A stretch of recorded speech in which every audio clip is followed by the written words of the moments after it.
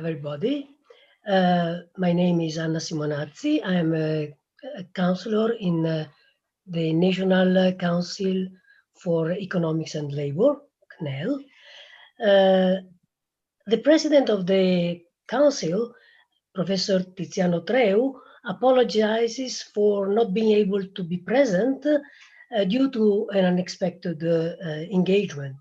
He asked me to thank the participants in this seminar and wishing a fruitful conference.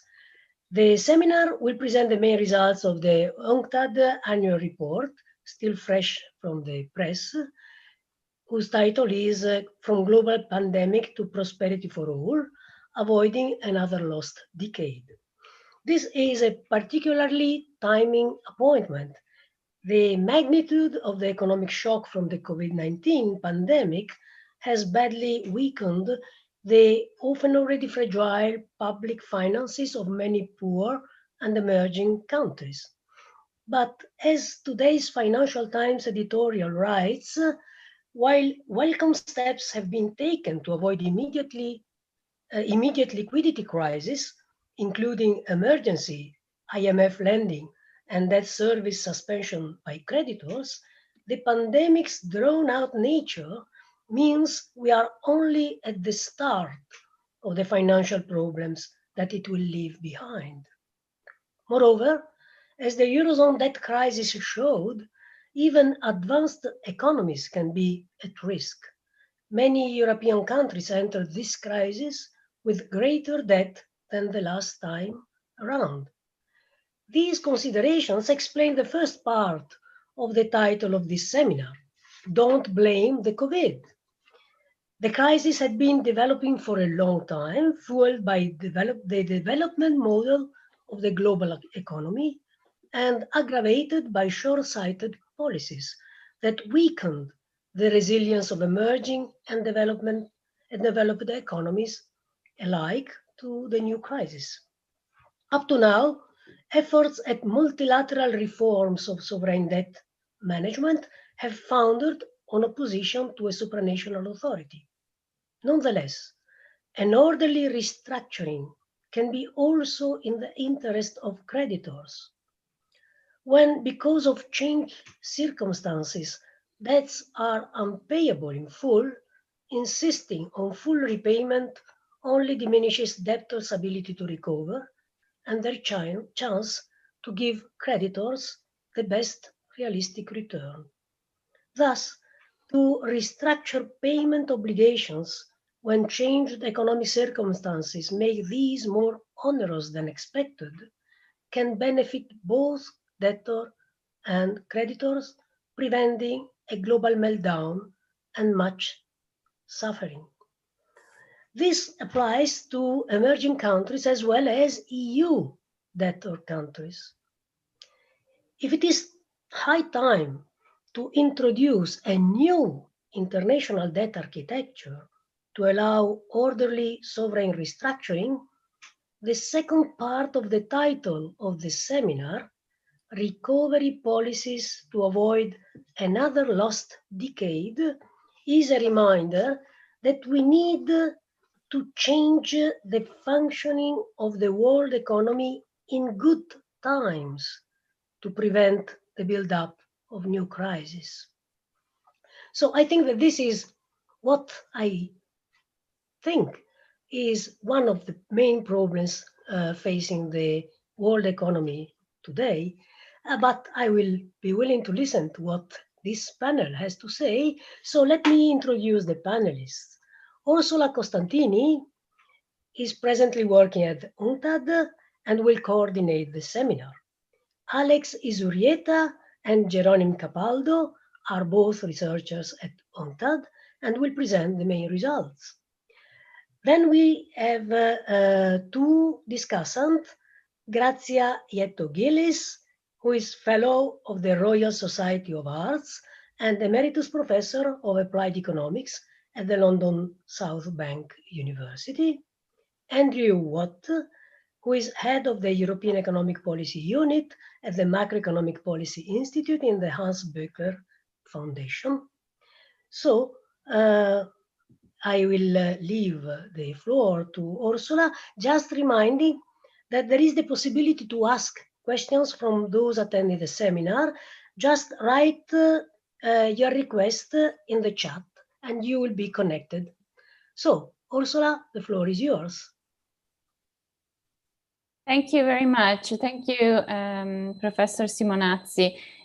First of all, for organizing this event, and then for this very nice introduction, which is very much in line with in fact, what we are going to present. We hope that this event can be just the beginning of a continued dialogue and perhaps a collaboration.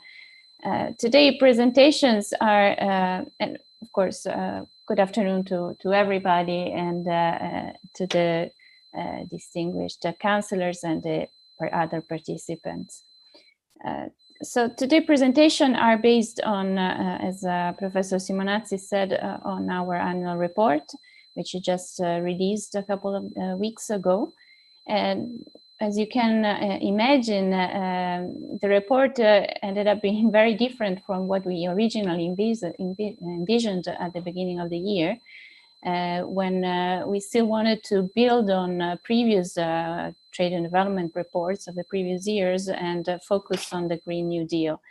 The topic, of course, remains, is not completely absent from the report, but it had obviously to give room to new estimates, to urgent proposals to face the pandemic and to emerge and for the immediate recovery. So the plan had to change, but one thing I would like to stress is that it was no volte-face, so to speak. The proposals remain coherent with our past analysis and with our past proposals. And in fact, if anything, there has been a belated from our point of view, a convergence of the international consensus toward our long-standing proposals for an increase in public investment and a stronger role of the state in the recovery and in the emergence from the previous long stagnation. And in fact, as Professor Simonazzi mentioned, that's the meaning of the title, Don't Blame the Virus. And if the pandemic represents, unfortunately still, a dramatic moment of discontinuity, it is one that really forces us to deal with the past in an honest way. And it presents us with a clear choice. And in that sense, with an opportunity. You can either go back and return to a business as usual and face a new lost decade or worse, or we can change course. And in the past months, developed countries and including Eurozone members have protected their domestic policy space from market forces. And they've done that through massive central bank interventions, which allowed the fiscal response. And thus they made very clear that the fiscal space is not a matter of saving for rainy days. It's a matter of access to finance. And it is time to extend that capacity, that access, that privilege, in fact, and use it for a fiscal expansion that, unlike that of the global financial crisis, and unlike that many international organizations, even now, even though sometimes in a more subtle way than in the past, still suggest, is long-lived. And in that way can actually rise to the ambitions of the 2030 Agenda for Sustainable Development. So and from what you've seen from Italy, Italy is very aware of all this and is also well aware that if developing countries fall further behind, the consequences will haunt us, let's say, this side of the Mediterranean and all developed countries, in fact, back. So to present the report, as Annamaria just mentioned, are two economists from UNCTAD, who are two of the key writers behind and analysts behind the Trade and Development Report, Alex Izurieta and Jeronim Capaldo. Alex was a researcher in Cambridge and at the Levy Institute before starting his career at the United Nations, at DESA first and then UNCTAD. And Jeronim similarly has was an academic at Tufts University and then Boston University, where he actually still holds a fellowship, research fellowship position, and then moved to international organizations, ILO first, DESA, and then UNCTAD. They are both experts on macroeconometric modeling applied to growth and distribution. Alex, in fact, is the main architect behind the global policy model of the United Nations. And Jeronim is also co-editor of the Journal of Globalization and Development, together with Joseph Stiglitz and Danny Roderick and others. We have, as also mentioned, two distinguished discussants, Grazia Ietto-Gillies and Andrew Watt, which Annamaria has already introduced. So for the sake of time, I will just move to the speakers. I will leave them 15 minutes each to present. Then I will give the discussants 10 minutes each. We will collect questions, and then I will leave the final minutes perhaps to Annamaria to conclude. And of course, the speakers will have the opportunity to respond to their questions, obviously. So please, I think Alex Izurieta is going to present first. Thanks, Orsola. Thanks, Annamaria, and thanks also to all participants, and especially the discussants who are going to bear the sacrifice of having to listen to us and say something to repair what we missaid, perhaps. But thank you to all. We are going to move directly into a PowerPoint presentation because it seems to be the best way to handle this. So if you allow me 1 second, I'm going to share the screen. I'm going to do, Jere and Jeronim and myself are going to use the same presentation in sequence. So after I'm over, they will take, Jeronim will take over from me. We have, do we see the presentation? Not yet. Share screen. Just give me a second. Okay. So I hope you see the presentation, and I'm about to start with the first slide. We actually changed the title to call it COVID-19 trap or trampoline in order to keep the audience awake, at least up to this moment. But the idea is that not in the least that we think that COVID-19 is a trap. It's to the contrary, it's a major pandemic of serious consequences, and I think the audience in Italy is very well suited to understand the gravity of it, and so accordingly they have acted upon. But COVID-19 could be a trap in the sense of taking from there to impose in the years to come a type of economic path ahead that will be justified on the constraints that arose with COVID-19 and would be shifting the economic landscape to some of the policy mistakes that have been driving the world economy in the past. Or else could be a trampoline, could be an opportunity in which global leaders, policy leaders of every country would take their responsibility and look ahead for a new model that will allow us to move in a reasonable way ahead. And we are going to discuss these two options down the road.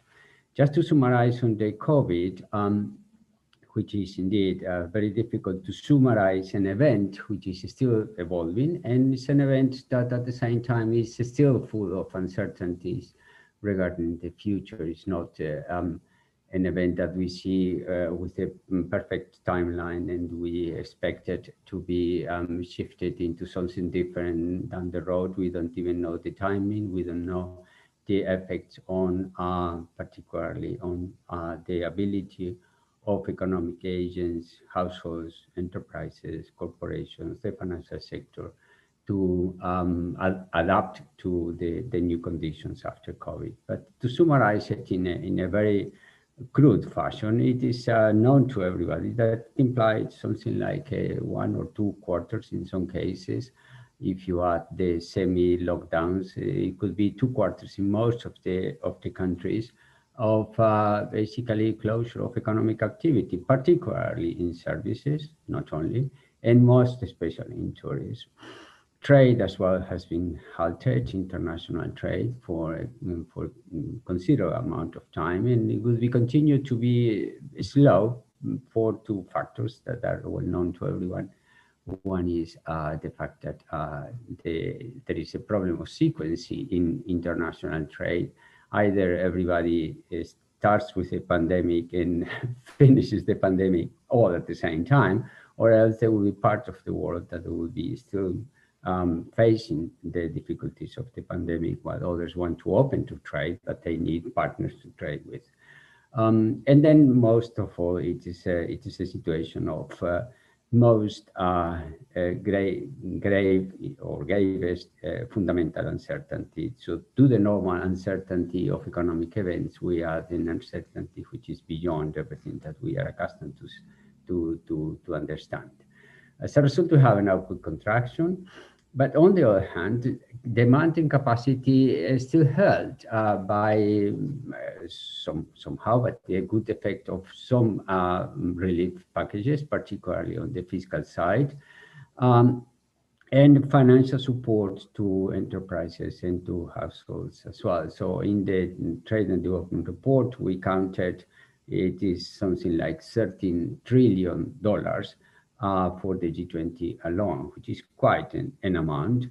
Obviously, that may not all be the exact figure that runs in the real world, and there are some policymakers who have promised to do which you have not delivered, and actually, in some cases, the promise, the fiscal expansion of fiscal support has been turning into an anticipated fiscal contraction. That's, for example, the case of India, but in many other cases as well. But the result of all this leaves us with a global economic contraction of, según our estimates, 4.3% this year. And this is expected to be followed by a technical rebound of 4.1%. We call it technical rebound because it is just the result of not having the economies as close as before. So just to put a very micro example, if there is a restaurant that closes for 3 months and then it opens, the growth from one quarter to the other is infinite because it's whatever it had in this quarter with respect to the previous quarter. So if you aggregate all that for the global economy, you have a technical rebound of 4.1%, which is not a V-shaped recovery. We calculated that if the economy continued to grow as the trend before, then we'll have a loss at the end of 2021 of about $12 trillion. And that also, if we wanted to recover the trend of economic growth of before, in 2021, we should be growing at 10.7%, not at 4.1%. The case of Italy, and we're going to bring in some specifics of Italy in the next slides. In the case of Italy, we expected a contraction this year of 8.6% and a recovery of only 3.25%. And Europe as a whole, including Euro members and non-Euro members, will have a contraction of 7.3% and a rebound of 3.5% in 21. That's definitively an inadequate recovery, very inadequate. Why is it inadequate? Because first of all, the uncertainty continues. And secondly, and perhaps most importantly, there are serious risks of bankruptcy still unfolding, probably to be imploded. And that has to do with the over-indebted corporate sector that has been the characteristic of the post-global financial crisis recovery. Corporate debt over the world and in many of the large economies have been growing to an extent that they've been not only in absolute terms, but also respect to their own GDPs in every of these major economies has been higher than before the crisis, which is something to be reckoned. There is and that's a major concern in our mindset. There is a widening inequality, and in most cases, some of the stimuli will make this inequality even worse. For the very nature of how they are directed, they are directed to those who might not need it, and they are directed towards keeping the economic machinery tied to finance very much alive in order to continue to maintain positive mood of investors, which is considered to be the mantra until these days. And the most important reason why we consider that the recovery already in 2021 and 2021 is going to be inadequate is because of what we call fears of hate, meaning that policymakers will realize at the end of 2020 that they are standing on top of a mountain of debt, and they will have vertigo, they will have fears of debt, and they will move quickly to austerity. So the main problem that we see already in 2021 and down the road, we run a rigorous global policy model estimate with our own tools of the rest of the decade until 2030. And our interest is precisely for what Orsola mentioned, that our interest is to see how far or how close we will be to achieve the Sustainable Development Goals. So we run our estimate, and so we brought into what we consider the baseline is sense of policy continuity. And that's the standard technical thing that most modelers do. You run a baseline assuming that there is no policy change, meaning that the same policies that have prevailed before will be prevailing in the immediate future.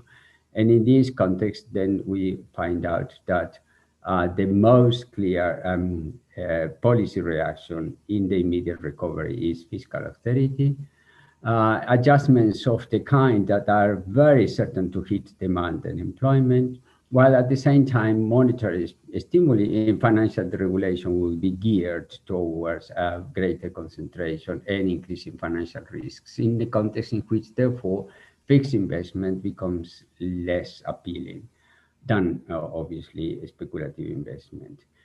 It also concerns us, based on the experience of the past, and we use this in our estimation of the baseline, it concerns us how far these typical races that have been predominated in the global economic landscape before, how much of these races will continue. One is the race on trying to lower tax conditions for corporations, which is very well recorded actually in our last year Trade and Development for our table of how much corporate tax have been declining across the globe in a certain sense of competition between countries. And the other is the wage competition, trying to increase competitiveness to offer good conditions to attract investment by lower wages. And then the last thing is that in a context of this sort, particularly when developing countries are very much squeezed because of the problems caused by the COVID crisis and the problems caused by the fact that global finance has dried out, particularly towards emerging economies, that we see some developing countries are forced to move into commodity specialization, which is the only quick thing that they can do. And that means moving away from any earlier effort towards industrialization. The result of all this is a serious risk of double-dip recession. We didn't estimate that specifically because that would require additional assumptions, which will be adventurous in terms of portfolio shifts and global prices. But it is a true concern. If there is no a double-dip recession towards the end of 2021 or through 2022, then what we will see is a lost decade after another lost decade. Lost decade measured in terms of global GDP. If we compare the global GDP growth of the previous decade, which was 3.1% with what we expect now, so the reduction is about 1/3. We expect a global average GDP growth of 2%. With private investment going down from 4.7% to 3.8% on a global scale. That means already from a low pattern of private sector investment towards even lower pattern. Government spending will be the major driver of all this, going down from a growth of 2.9% in the previous decade, and we should be reminded that the previous decade was a decade characterized by fiscal austerity, from 2.9% to 1.2%.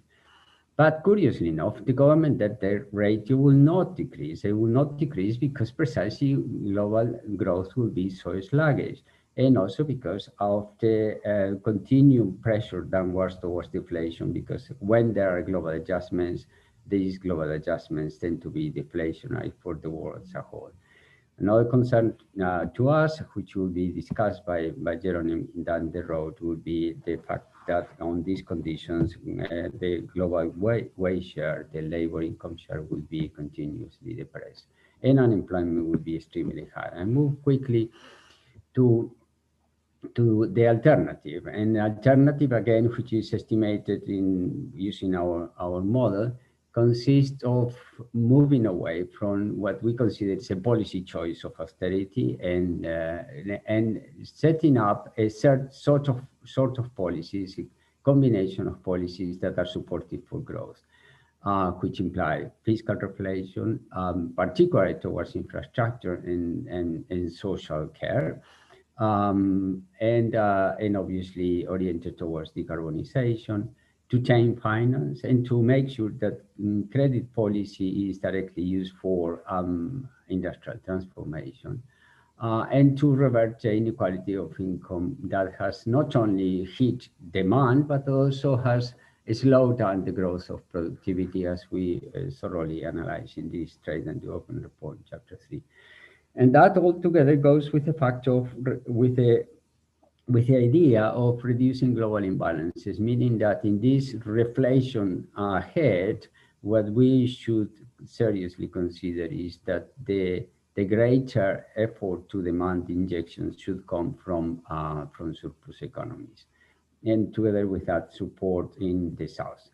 The lines before compare the previous baseline scenario and the same variables with the baseline with a scenario of growth revival, and it is easy to see that it's an improvement in all respects, and also considering that despite the fact that government expenditure grows faster than in the baseline, the debt to GDP ratio decreases. Now, we have here a couple of charts, and then after that, we will pass over to Jeronim. In these charts, which are read vertical-wise, we have on the first column on the left, the world economy, and on the central column, and on the column on the right-hand side, we have the developed economies disaggregated into deficit economies and surplus economies, and we have made this disaggregation for presentation purposes, though our model runs with the disaggregation of the world economy into 30 countries or country groups. We have made this in order to stress the importance of surplus economies in adding with a strong contribution to global aggregate demand. That said, the developed surplus economies will continue also to grow, and will grow at a relatively fast speed, not only the deficit economies, advanced economies, and the world economy as well. The rates of unemployment, that's kind of scary because we foresee very high rates of unemployment in the baseline, and particularly considering that the policies that are usually in place by most countries after a crisis, as it happened in the previous crisis, the policies in place tend to be supply-driven only, and that tends to not be effective in reducing the levels of unemployment. So in our baseline, the levels of unemployment will actually decline relatively fast, but there will be no miracles. The rates of unemployment will come back to something that we consider reasonable, even with these policies in about 3 to 4 years from now, as from 2025, will be in good ground, but not immediately, because as we all know, employment generation, if it is to be consistent with economic growth and productivity, takes time. And then we compare these two scenarios in the case of Italy. In this case, we'll read first the horizontal set of charts, the upper side of the charts. GDP growth in Italy will grow in this scenario, considerable, but there will be no miracle. So after a first impetus, which is extremely necessary for Italy and for any other country to avoid a financial crisis, after a strong impetus, then Italy will go towards about 2% growth in the midterm future, which is reasonable, is consistent with capacity constraints, is consistent with finance, and it is the way in which we can reduce the levels of unemployment, which in the case of Italy will be considerably fast. That requires serious policy efforts to support private investment, as well as the growth of government spending in goods and services, which are the charts that we see on the top right-hand side and on the left on the second line. Then the interesting thing to observe, just to wrap it up here, is that despite this growth of government spending in and on itself and compared with the baseline, government spending with respect to GDP will be lower than government spending with respect to GDP in the baseline. Why? Because of the two factors that we normally, three factors that we normally stress to the limit, and sometimes even to the limit of our patients. Stress to the limit these three factors, which is one, that as the economies grow, then the denominator grows, and therefore the ratio of government spending to GDP declines. But not only that, government revenues also grows with the expansion. And the third, the most important factor perhaps, is that government multipliers tend to be relatively high. In normal times, they are calculated to be between 1.3, 1.6, and in cases like this, they are even above that. To my surprise, we didn't this year publish the fiscal multipliers, because we didn't want to scare the audience with multipliers of 1.7, 1.8, because we have been criticized in so many times about that. And today, the fiscal monitor is talking about fiscal multipliers of 2. So then that's a reality that is becoming now a standard to everyone. And because of fiscal multipliers, the effect on growth is considerable.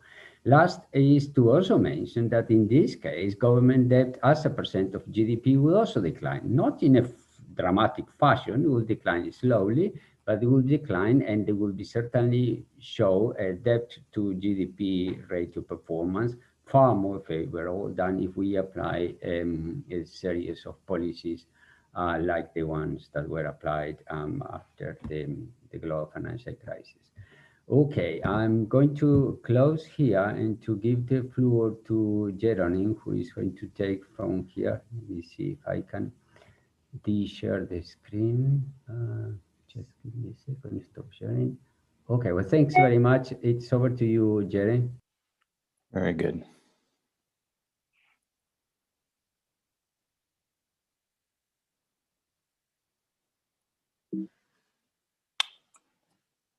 Okay, let me see. I don't know why it's not. Oh, here. Yeah, okay. So far we have talked about the prospects, the situation and the prospects for the global economy. We've talked about empirical trends and important factors that determine these empirical trends. And we have seen two scenarios contrasted. One is a baseline and another one is a scenario they would much rather see, which is what we call the growth revival scenario. The baseline is a scenario where we don't see glaring mistakes happening. The policymakers continue on a path that they've been following for a while now, and then is a path that isn't actively supportive of aggregate demand in the global economy. But it is a path where no massive error happens. So even that is not necessarily a path that we can expect seeing in the next future. The policies that might determine these two paths basically tend to aggregate around two paradigms. One is the Plan A, the one that's been followed at least very clearly since the global financial crisis, but also arguably from much before. And it is a plan that relies on growth being driven by two factors. One is supply-oriented reforms, or what we call sometimes structural reforms. That is basically reforms where liberalizations happen, especially and fundamentally in the labor market, so that effectively the unit labor cost is reduced. And then, therefore, it is expected that demand that relies on cheap labor goods, especially export demand, picks up. And it also relies, this Plan A, also relies on the expansion of the financial sector, because liberalizations tend to allow for greater financialization of the economy, that is, financial operations taking over real economy operations. For example, speculative investment taking over productive investment. Famous case is the one of large commerce distribution points that are now increasingly driven by the prospect of financial gains through the liquidity that they hold rather than to the sales of their points of sale. And then we have a second plan, a Plan B, which is what we argue we need right now, which is a plan that hinges on the reflation of aggregate demand as the main driver of growth, both in the recovery phase and in the long term, and demand that is led by real income expansion rather than debt expansion, so that spending can be funded out of incomes earned rather than debt accrued. And at the same time, supported by a strong and stronger fiscal stance. And this applies generally to the global economy. We see these two paradigms being juxtaposed all the time. We see the paradigm A, the supply-oriented reforms-based paradigm, as prevailing, and we see the aggregate demand based paradigm always there, being discussed increasingly, but never really being adopted, especially because for such a paradigm to be successful, a much higher level of international coordination is necessary, and therefore this paradigm would need to convince policymakers in a majority of countries. Now, the main issues that we've seen with the prevailing paradigm, Plan A, are of several types, but they can be reduced to three main problems. One is increasing inequality, because this set of structural reforms that have been promoted end up repressing, or better, end up generating fiscal austerity, or better, they take the shape of fiscal austerity and wage repression. Then they do repress real demand growth. At the same time, they promote gains for a minor share of income earners or a minor share of the population, which are mostly asset holders, which benefit from the creation of credit and debt that is used to fuel speculative activities.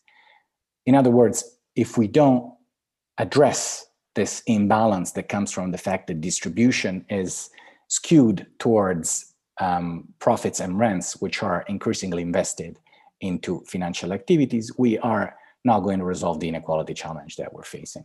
And this is globally, not just in Europe and not just in Italy. The second problem is competitiveness.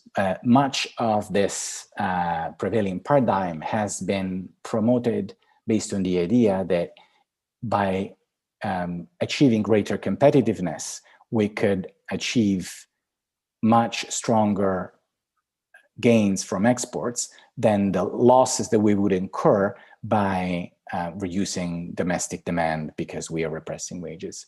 In fact, this is very much a double, if not triple-edged sword, because on the one hand, this is theoretically possible only for a small number of countries, but it cannot be a recipe for global growth, because obviously if everybody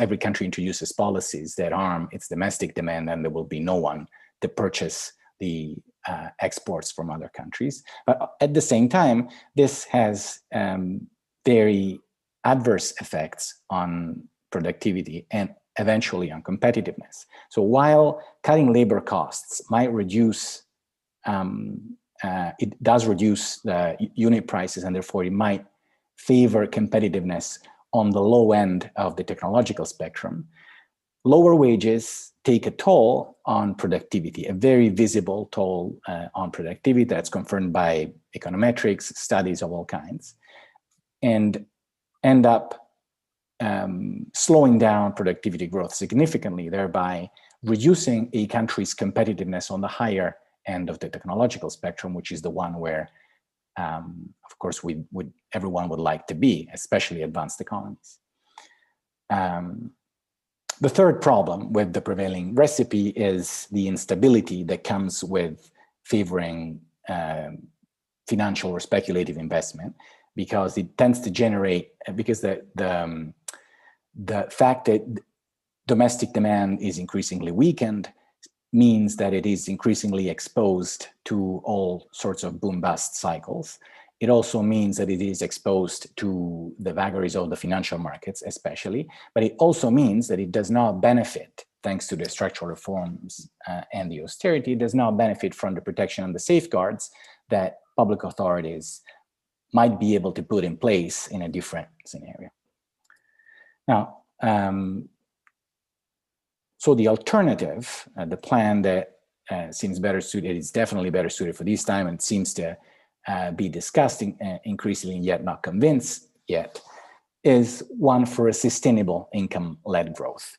And it's perhaps useful to reflect on the words here. The income-led growth stands in contrast to the debt-led growth, whereby demand is driven by healthily growing incomes, especially labor incomes, and a supportive fiscal stance, and not by the sheer accumulation of debt of workers whose labor share keeps falling.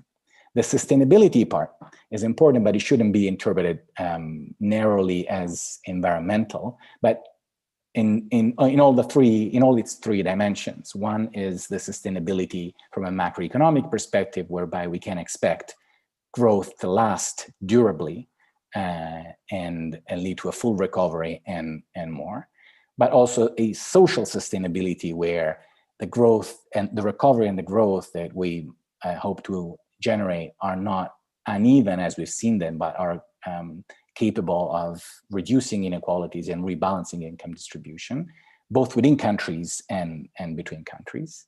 But finally, also environmental sustainability, in the sense that clearly a successful recovery that might be able to take the global economy to a healthy path is one that needs to address not just the growth challenge, not just the social inequality challenge, but also the environmental and climate challenge. So in this sense, the three main elements, or the main elements of this policy paradigm come along fairly clearly. And we can list more, but the main ones are three. One is a state-led real investment program.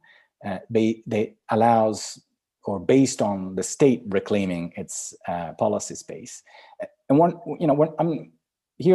not saying a state investment program, because it doesn't have to be just public investment, but it has to be fundamentally public investment, but the state also needs to play a role in driving a recovery of investment, also by putting in place all the necessary incentives that are required for the private sector to also invest in real capacity. And this has been curiously emerging even in the European debate, of course not about all countries, in the form of under the label of strategic autonomy. But the main point here remains that investment has been slowing down or falling in many countries, and it needs to recover if the economy is to recover itself. And it is important to note that when we look at aggregate numbers, sometimes we have the impression that investment, in fact, might have grown, but this is mostly speculative financial investment, whereas real investment has not, or what we call fixed capital formation. The second element is is labor market policies, not in the sense that we've seen it, but in the opposite sense, where we strengthen job security to achieve better income security, so that we can reasonably generate a recovery of consumption and of household investment, but also of the business investment that relies on household purchasing power to be actually present and spent. And by the same token that we mentioned earlier, the moment that job security and income security take place and wage growth can in fact restart, we can then expect a restarting of productivity growth. And finally, Jeronim, you have 3 minutes. Yep. And finally, we do have industrial policy as a fundamental element of the story, because it is industrial policy that needs to make sure that the necessary investments for the energy transition take place. Now, there is an institutional requirement there, which isn't with no new institutions, but we need to rediscover the roles of fiscal policy and the roles of international coordination. Fiscal policy is generally talked about only because of its anti-cyclical or pro-cyclical function, but in fact is also very important and to determine long-term performance. And this is an element that is often underappreciated in public discussions. And of course, in doing that, it also needs to stand up to its role of main redistributor in chief.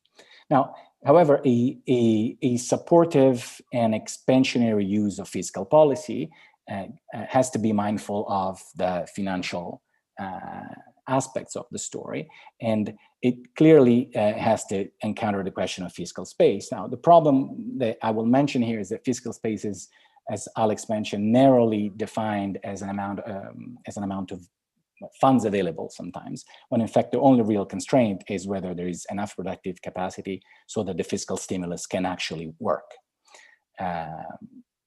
And for that to happen, though, of course, the debt problem needs to be taken into account, and that is one that requires appropriate international coordination and the instruments of governance to do that. And just to conclude, I will mention that the reason why we need international financial coordinations are fundamentally 3. One is to withstand pressure from capital mobility on both government funding and exchange rates. The other one is to avoid protracted international imbalances on the current account. And this is nothing new. Keynes has talked about it since the late 1920s and still talks about it. And the third one is the necessity to coordinate tax policies to make sure that tax-motivated financial flows are not as damning as they are today. So a growth revival scenario is one where we achieve climate mitigation by using fiscal industrial policy to harness investments in order to modify the supply of energy and also energy efficiency, and one where we use fiscal and labor market policies to reduce inequalities through rebalancing of income distribution, and make sure that the trends we've observed so far, which is a weakening and falling of the labor share for decades, do not continue. Just to conclude with one number, if these trends do continue, our projections indicate that by 2030, another almost 600 billion euros in Italy will be transferred from wages to profits and rents, which is clearly not what the economy or the society need right now. Thank you. Thank you very much, both Alex and Jeronim. Let me now introduce more properly the discussant. We have Grazia Ietto-Gillies, who is a professor emerita at the London South Bank University, where she became head of international business, and she has conducted extensive research on transnational corporations and international production. She is also the founder and for a long time director of the Center for International Business Studies, also at the London South Bank University. And then Andrew Watt is the head of unit of European Economic Policy at the Macroeconomic Policy Institute of the Hans-Böckler Foundation. And he was previously senior researcher at the European Trade Union Institute. And he has been a consultant for an advisor for numerous bodies, including the European Commission, the European Parliament. And he is a member of the editorial board of Industrial Relations Journal and Economia e Lavoro. He has recently published with the IMK an influential policy report on the redefinition of the EU fiscal policies. So we are very, very grateful for these two discussants. It's very important for us to have set up a dialogue about our findings with the academics and with other policy institutions. So let us start with Professor Ietto-Gillies, please. Thank you. Can you hear me? Yes? Okay. Well, thank you very much. Good afternoon to everybody, wherever you are. I am in London, and it's good weather. It's not too bad. I first want to congratulate the UNCTAD for a very good report, and the two presenters for a very good presentation of it. And I have to say that there isn't much I disagree with. Now, this is a problem when one is a discussant, but in fact, I have prepared a couple of issues on which I want either to, it's more that I want to widen the discourse rather than being in disagreement. Now, there are two particular issues I want to talk about. One is the issue of interdependence between countries. And the second one is the issue of investment in technological innovation versus investment in organizational innovation. Now, on the first one, the report quotes a few lines from Roosevelt's speech at the opening of the Bretton Woods conference, when he said, economic diseases are highly communicable. It follows, therefore, that the economic health of every country is a proper matter of concern for all its neighbors. Now, and he talks about growing interdependence. Now, the interdependence which we have now is much, much bigger than what he was talking about. And this is the economic interdependence because of growth in absolute relative terms of trade, capital movements, movements of people, and also because the organization of the productive process has changed, and we have gone from national organization to global value chains. Now, at the moment, the interdependence is even bigger because on top of the economic interdependence, we have now an interdependence which is to do with the COVID-19, the pandemic, and the one to do which has to do with the global warming and the environment. Now, these are not just three separate ones because they influence each other. And it is a kind of cumulative process, cumulative problems. Now, at the same time, what we have is a sort of disconnect between integration and disintegration. The integration worldwide, these global value chains, are organized quite well by transnational corporations across the world. At the same time, we have, so they do the integration side. At the same time, we have a disintegration at the level of policies. We don't see cooperation. We don't see any international cooperation there. Therefore, there is a kind of integration, disintegration conundrum of a kind of a dialectic type, if you like. And who are the beneficiary of this double attitude to integration? Well, the beneficiary really are the multinational corporations. And for example, they are the beneficiary of the global value chains. Most of the beneficiaries, there are others, of course. Then we have, they are the beneficiaries of competition between nation states, governments, for state aid, for lowering of taxes, for low wages.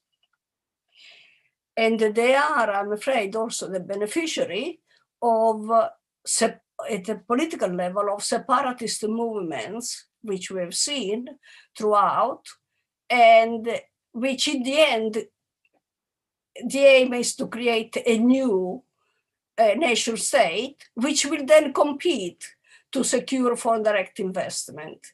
And the competition is always a downward, a ribasso, I would say in Italian, downward. So we need the policies to try and reverse this situation. And I think the time is ripe for the policies, because actually I like what Alex said about try to consider COVID, disastrous as it is, but try to take it as an opportunity. So I see the possibility of looking towards changes because of COVID, but also because technologically and economically, I think the systems are ready. Now, as regards the issue of interdependence, I've divided, I mean, I know this is not in the report, but I mean, many of the issues I'm going to mention are in the report, but I like to divide them into those issues which require a uniformity or movement towards a uniformity of approach by various countries, and those issues which require a supranational authority to try and resolve them. Now, in the first areas, I would include, and the report includes this, the company taxation, agreement on the fiscal base on which to tax digital companies, whether it should be on profits or revenue. And I definitely say that if we go for profits, we have lost. Just at the beginning of this course, I think we have to go for revenue because it's the only real thing which we have there for them. The profits, they can make them appear in any country they want. There is a proposal for a registry of ownership of international property assets. I agree entirely. There are sort of a mention of trying to reduce rent extractions via brands or market position and the intellectual property rights. Yes, I think that is more than desirable. Then there is the idea of collaboration on economic and social inequalities, policies, collaboration, international collaboration. And then something about regulating the credit rating agencies and establishing a public-owned one. I would be very much in favor of this. I would like to this list, and there are others, to add also that we must also think of moving towards collaboration, towards a uniformity of companies' reports, so that we don't have different things in different countries. Now, but there is another aspect of this interdependence, and it is the need for some coordination at the supranational level. Well, we all thought, or when I was young, and that was a long time ago, I'm afraid, I thought that was one of the roles of the United Nations, but we know the power has been eroded. And I think we've seen it recently with the World Health Organization. Now, they've done a good job, in my view, and try to advise and try to keep ahead in terms of research and so on. But when it comes to the crunch, they couldn't really say, you need to prepare to invest more in protective equipment for health staff, and they couldn't actually have any clout on saying how much should be invested in testing and tracking and so on. I really would, I think for something like a pandemic in which really we are all in it together, we need someone to make sure that things do happen. Otherwise, we have these people going around and saying, but where is the virus? It's not here. I haven't seen you in our countries, have you?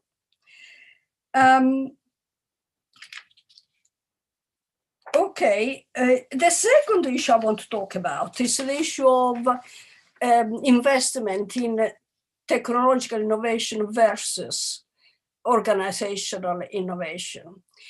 I mean, innovation which are mentioned in the report are of various types. There are the traditional infrastructure innovation, of which there is much need.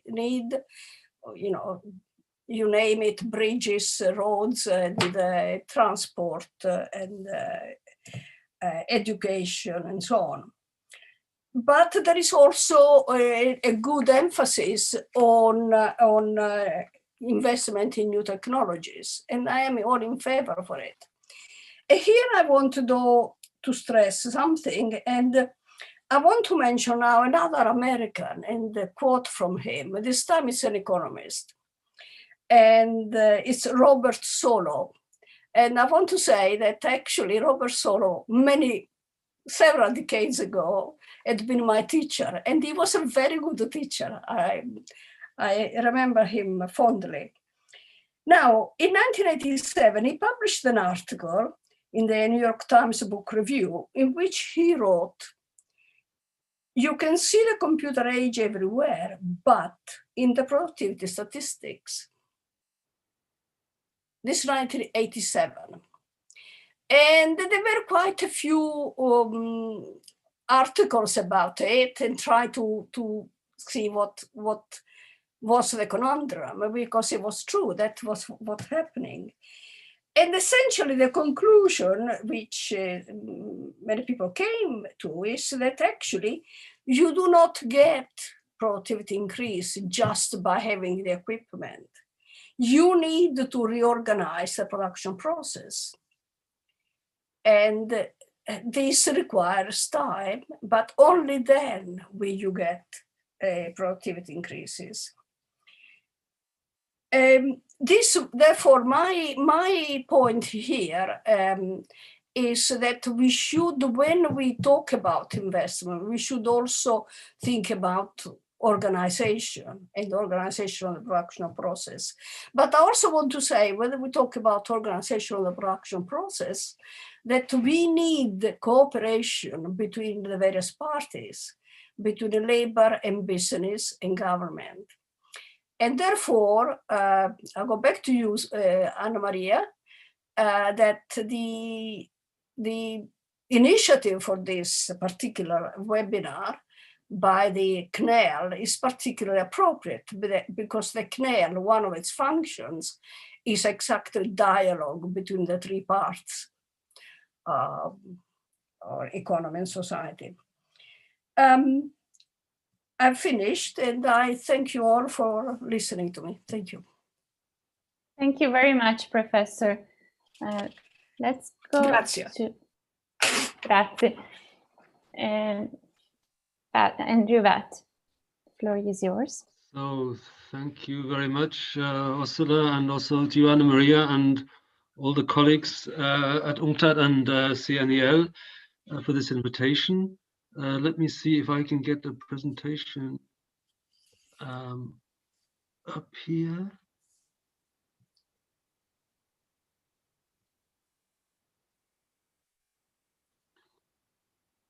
Okay, I hope you can see this now. Yes. Okay, so thanks again for the invitation. I'll try and stick to the time. So some preliminary remarks. I mean, it's a 162-page report, so I'm not going to comment on all of it. I'm going to focus most of my comments on the European aspects, which is where I have some expertise, and I'm not going to particularly not focus on the developing countries.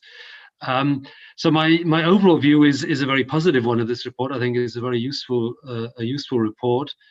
And the underlying philosophy, I think, is correct, that it's right to focus on COVID-19 and the impact it's having, and of course it's having a devastating impact. But it's hitting an economy that was already, I couldn't resist this slight play on words here, suffering from this, comorbidities, as is used in the medical discussion. So, a lot of weaknesses that were already affecting the global economy, and the ones that are mentioned in the report, are highlighted in the report, are these ones here. So inequality, debt, the lack of investment, wage stagnation, and problems in the formal, informal employment, particularly in the developing world. Now we heard from the two presenters very clear presentation of covering most of these issues.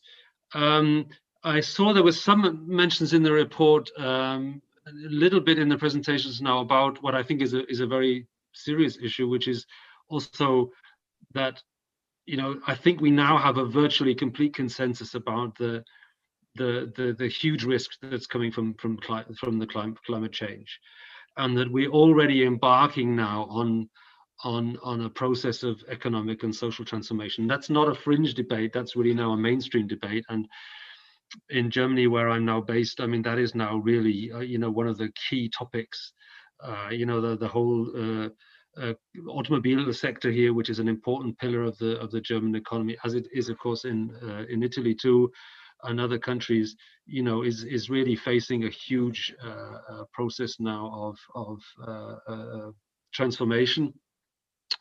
And I think if I had one slight criticism of the report, maybe it doesn't quite go into this issue in as much detail. Anyway, I think the key task, probably we all agree, is that we need to have a recovery. It needs to be balanced, as some speakers have already said, and that means balance in the economic sense. So that's a bit more the stress that's laid in the report. How to get growth and employment back again as quickly as possible. How to do that with respect to social goals, and there's some focus in the report about inequality. And again, this will be my slight criticism, in a way that's respective of the environment and the urgent ecological exigencies that we have. And I'm going to talk a little bit about some of these issues now in my comments. So the first thing I want to talk about is the forecast. So how how realistic is the forecast? Do I share the forecast? So I've copied to you here the very recent forecast. Now it's only a few days old of our institute, the IMK in Germany. So I'll translate the title for you, which is "Rapid but Incomplete Recovery After a Historic Collapse," as a rough translation. And you see here the thing I've highlighted in yellow. We have a prognosis of a decline in growth this year of 3.9% for the global economy, and a recovery of 6.1% in the coming year. So that's a tad more optimistic, or a tad less pessimistic than Alex presented, that the UNCTAD colleagues have in their forecast. If we look at the breakdown, so the column graph here, you see the figures first of all for Germany. So 5.2% for this year, 4.9% recovery next year. More pessimistic for the euro area as a whole, as you would expect. It's the second graph, with a really very strong decline driven by some of the larger countries like Spain, France, and Italy. Well, we don't need to focus on the US here, maybe. So let me sum up. I mean, I think we are a little bit, as I say, a little bit more optimistic. I should say that this forecast we've just produced is a considerable improvement on the forecast we did in the late spring or the early summer. So I think, I can't remember the exact figures we had there, but I think I'm not wrong if I say we're around about 0.5 percentage point, let's say, more optimistic or less pessimistic than we were in the early. So our sense is that things have changed a little bit on the upside over the summer.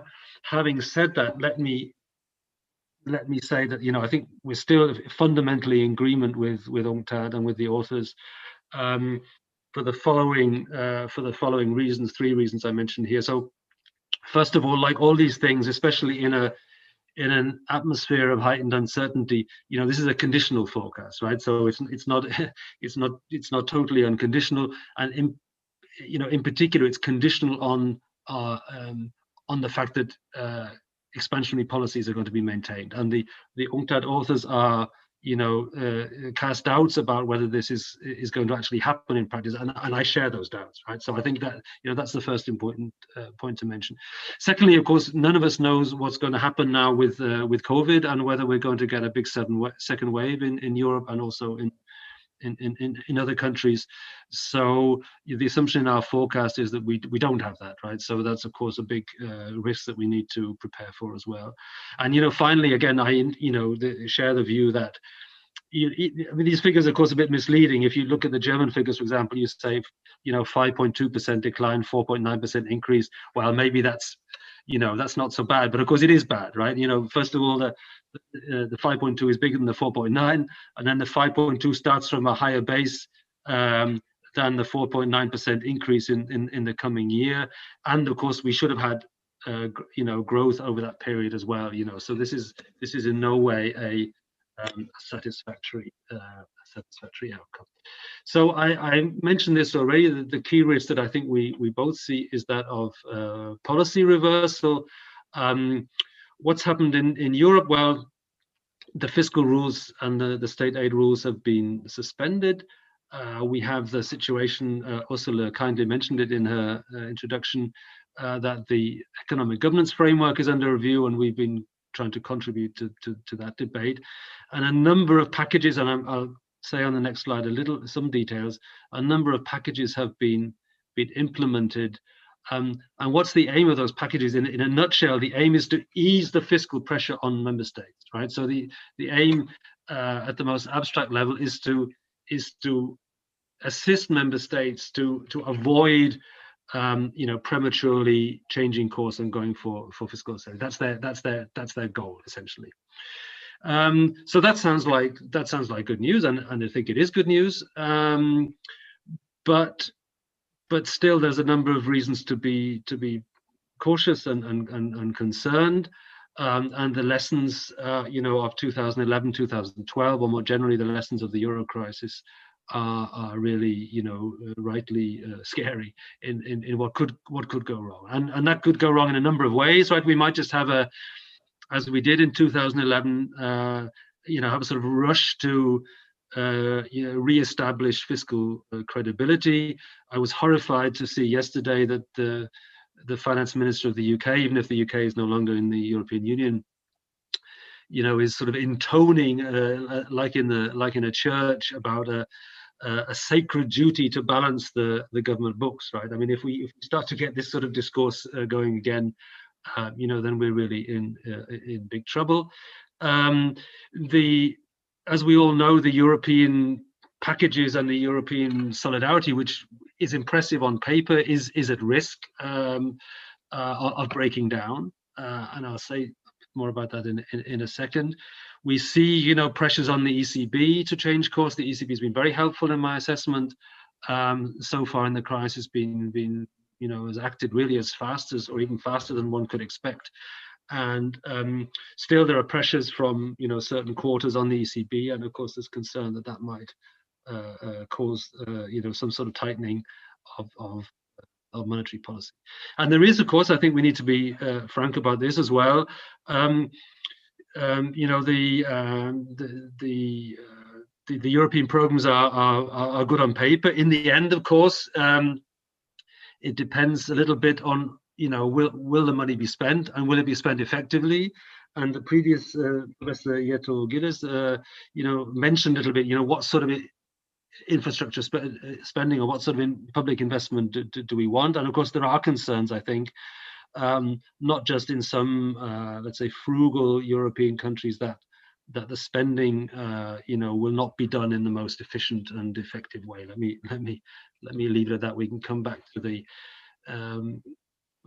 details maybe in the discussion. So it's a little bit of a mixed message. I apologize for that, but I think it's appropriate. I'm giving here about Europe. So on paper we have an impressive package. We are breaking new ground. I don't think anybody a year ago would have thought that something like the recovery package, the recovery RRF, sorry, it should be, that's why I'm getting confused. The recovery and resilience facility will be, would have been passed in that form.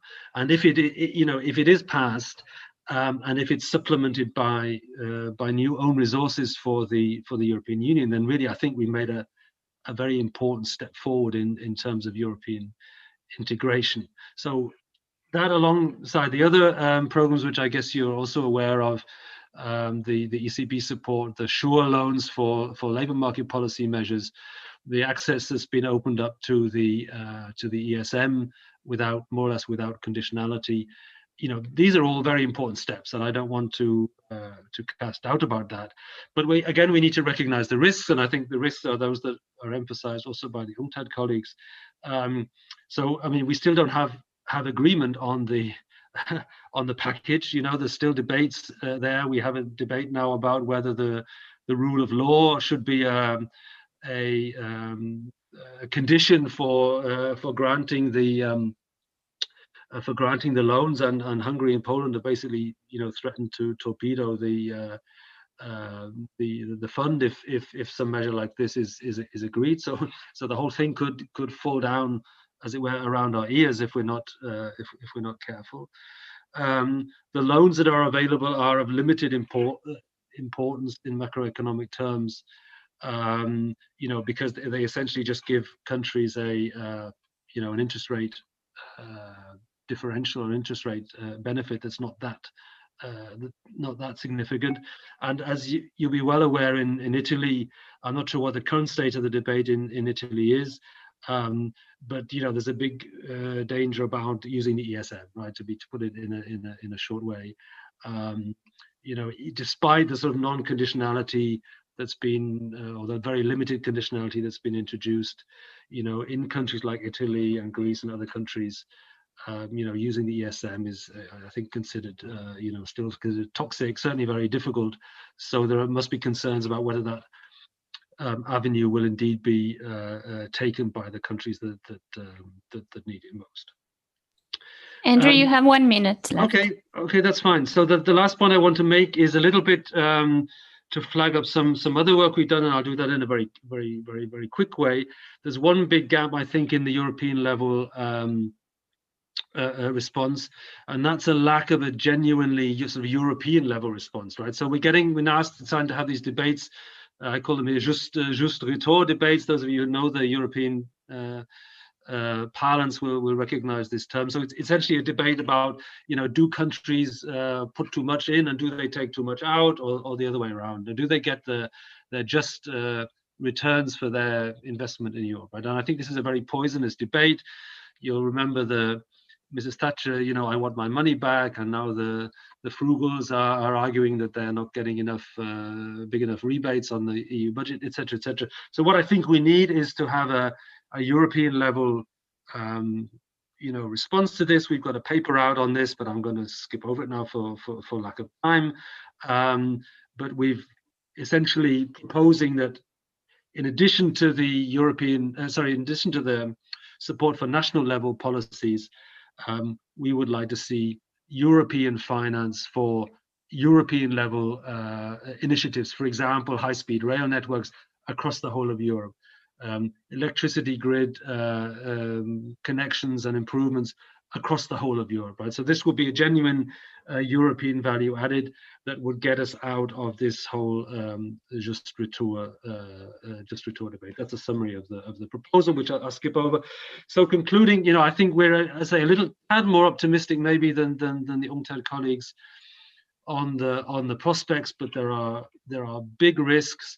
We have made some progress, I think, compared to the Euro crisis in Europe, in terms of what's there on paper, in terms of the policy response. But there are big risks and missing elements, particularly this lack of a European level for the investment program. If we got that investment program, I think it would be broadly in the same spirit as the proposals made by the UNCTAD colleagues. Okay, I missed a few things there, but maybe I can come back to them, or we can come back to them in the debate. So thanks very much. Thank you very much, Andrew.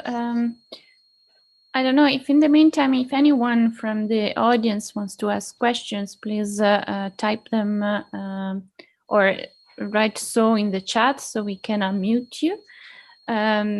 In the meantime, I think that maybe either Alex or Jeronim want to pick up some of the themes that have been raised by the discussants, which have been very, very rich discussions, and I think that touch upon many of the issues that I think really some of which we left out for the sake of time, but it's important to discuss. So maybe we can start with Jeronim in reverse order.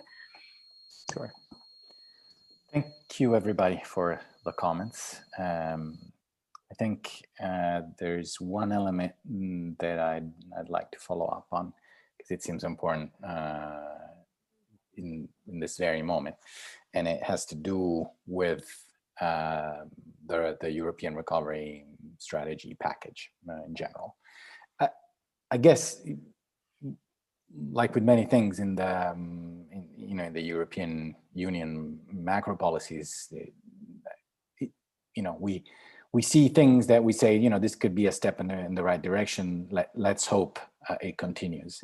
And in this sense, I share Andrew's vision. Perhaps I don't share quite yet the same optimism, because there is an element about the quantitative aspects of the story that is still unconvincing to me. So the grant part, that is the actual support for extra real demand in the recovery and resilience facility, if I'm counting right, is between 310 330 billion euros for the whole Union over 4 years. So before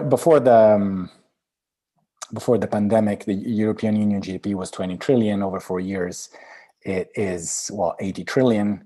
So it is a fraction of a percentage point in terms of actual stimulus that can happen. By contrast, we look at the United States, which with bigger numbers present a similar story.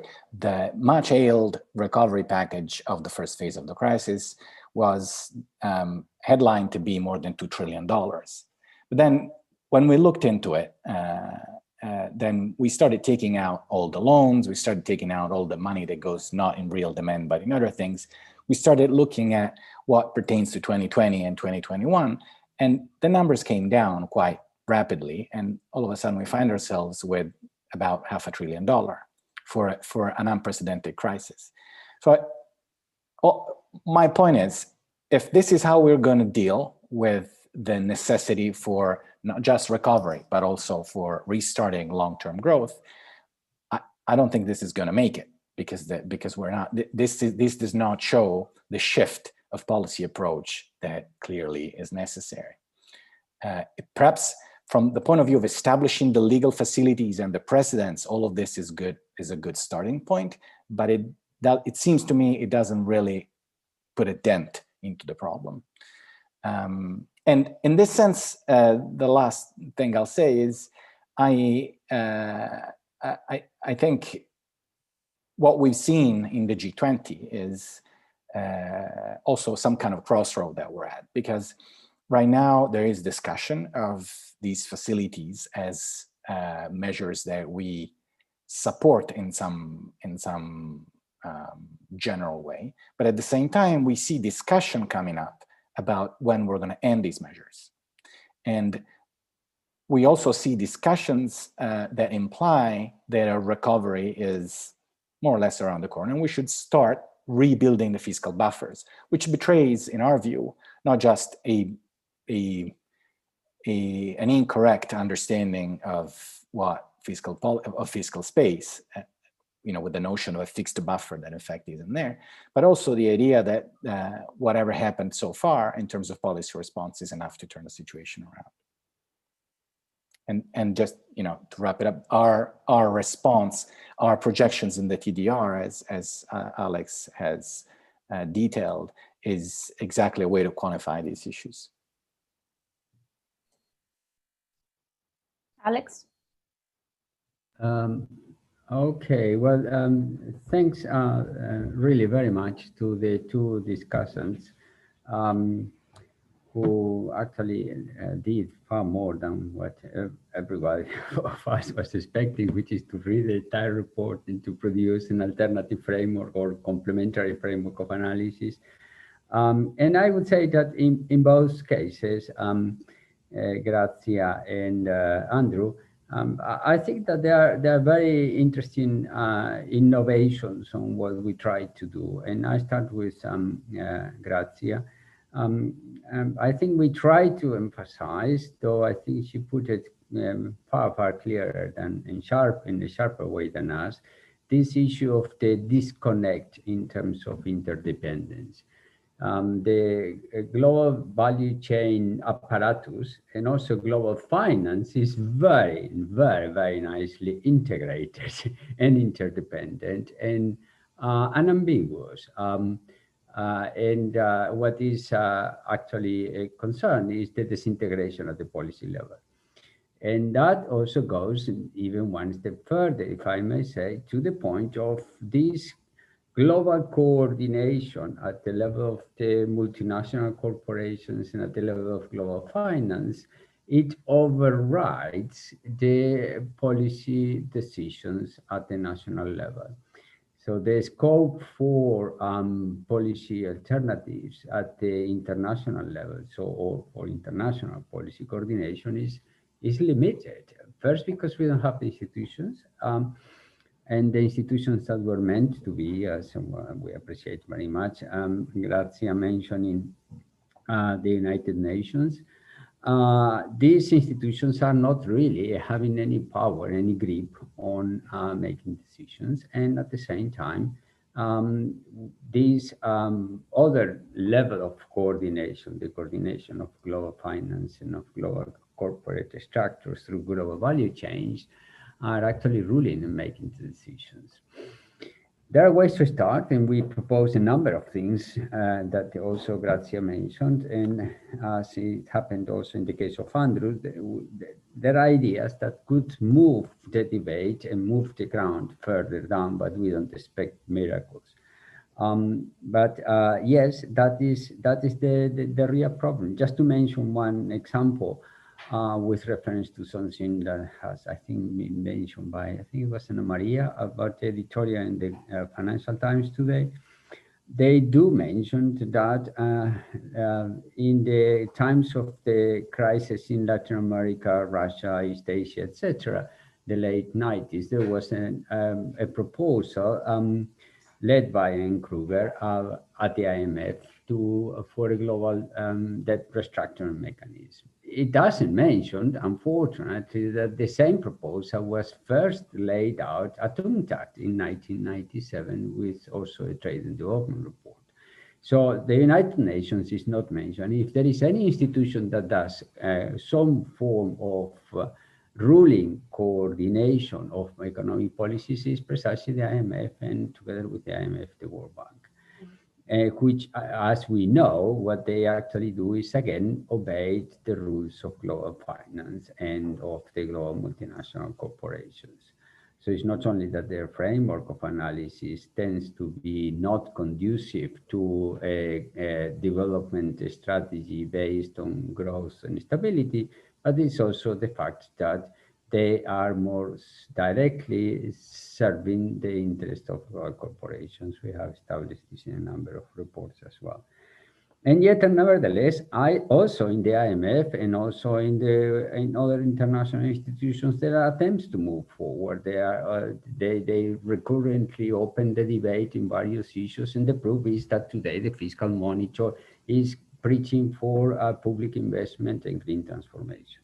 So that's all to say that we are all bumping into this major obstacle in global interdependence, which is how to coordinate our efforts effectively and with a way to actually influence policy decisions and have a grip on economic decisions. We're trying to move as forward as we can, but that's a difficulty. And in that sense, then I pick up from what Andrew was proposing. While quantitatively, we at UNCTAD are skeptic of the measures in place now in Europe, at least, we agree with that, at least the issues are being discussed openly in Europe, and the framework is being open to the point of also allowing for grants, which was inconceivable in Europe before. Now, the number of what is allowed in terms of grants and what's amount in terms of loans, etc., is still very minimal. But the fact that it is open to discussion, the fact that these things are being revised are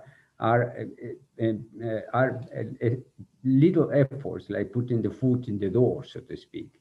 Now, the other thing that I think it comes in relationship with interventions from Andrew is that we are a bit more pessimistic than the slightly more optimistic approach of the IMK, which is possible. No one really knows. This is a very uncertain environment.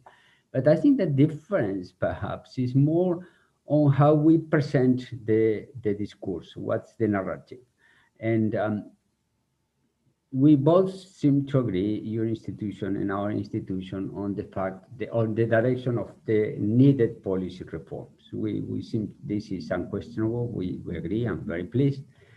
The thing is how we present this, and we've made an effort this time to be a bit more pessimistic than in other instances, because precisely of the experience of the global financial crisis.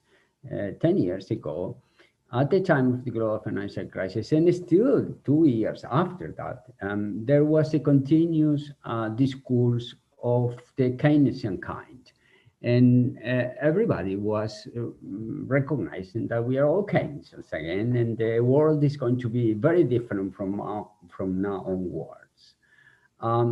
And I think that type of narrative, it's my personal opinion, but I think it came also kind of strong in the Trade and Development report this year.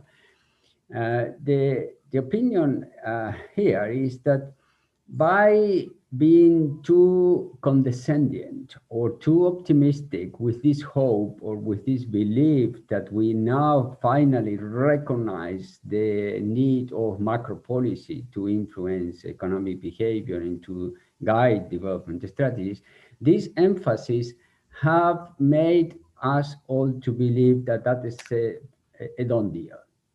And when the meeting of the G20 in Toronto came forth in 2010, and then suddenly all the governments seemed to agree on fiscal austerity in order precisely what Andrew said in very clear ways, precisely in order to balance the books, then we were all got surprised. Well, sorry, but didn't we all believe that we all Keynesians again? And so we were taken by surprise. And I think that at this moment it's very important to keep the guard. And that's why we did a considerable effort in running a simulation, which we consider a baseline, in which we're already imposing austerity as from 2021, which is a quicker shift towards austerity than what happened in the global financial crisis, given obviously the acknowledgement that this crisis, in terms of such crisis, the COVID crisis, is an output contraction of about 2 quarters, 3 quarters, put it 1 year, is not a kind of long, relatively longish crisis like the global financial crisis that took 1.5 years. So then, the speed at which policymakers now already, as Andrew mentioned, are already talking about balancing the books is outstanding. It seems a roller coaster. And so we have to be very aware that that's a true risk. And we try to put the emphasis on that kind of prognosis to warn our audience of the feasibility of this risk coming true. Then we can agree with you, Andre, and I think you did very important remarks about the fact that it may not turn out that bad. We all hope so, but we have to be prepared for the worst in order to achieve the better. Thanks.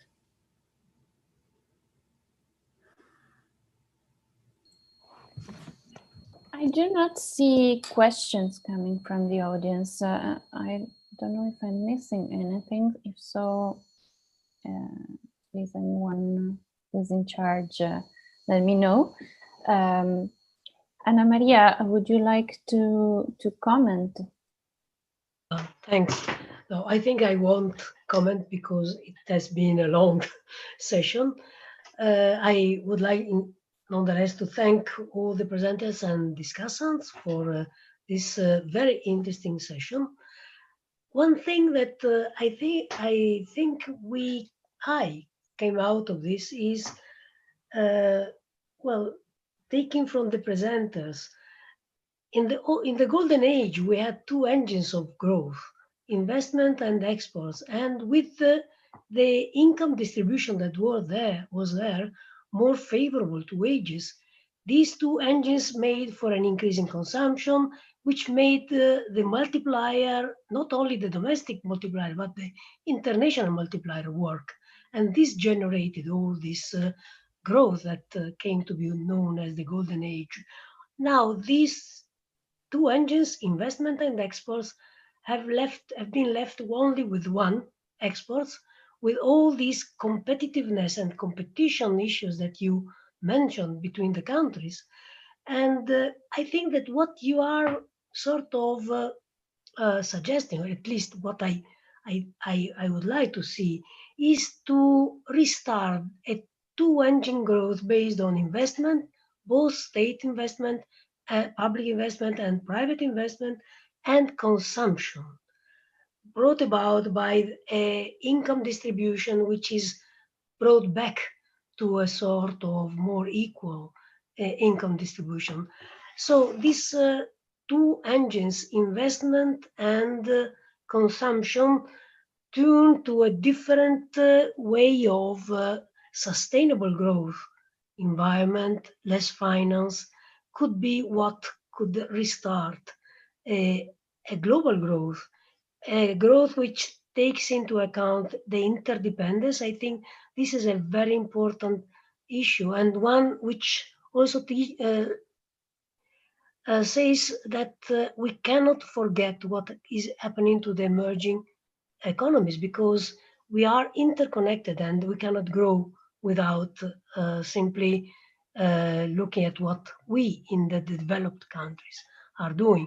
And this is also important for the European Union. No single country can profit for growth without having the others with it. So, a two-engine growth based on a more equal income distribution, with investment tuned to the environment, to a more equal distribution also within and between the countries, and a coordination. I think that, Andrew, coordination is one, as you said, and a most important thing, but a very difficult one when we have this sort of disconnect between countries and this disaggregating interdependence. So I think I'm not very optimistic about the possibility to have this new model of growth, which is, I think, indispensable if we have to avoid other crises and stagnant growth. But I think that we can try to at least continue to encourage in this direction, as is in persuasion, as we say. Okay, thank you to all, and thank you, everybody. We'll try to keep this collaboration between CNEL and UNCTAD. They both are based on this idea of dialogue between the different stakeholders. And this, I think, is another important issue. Thanks very much. Yes. Thank you. Thank you. Thank you. Thank you, everybody.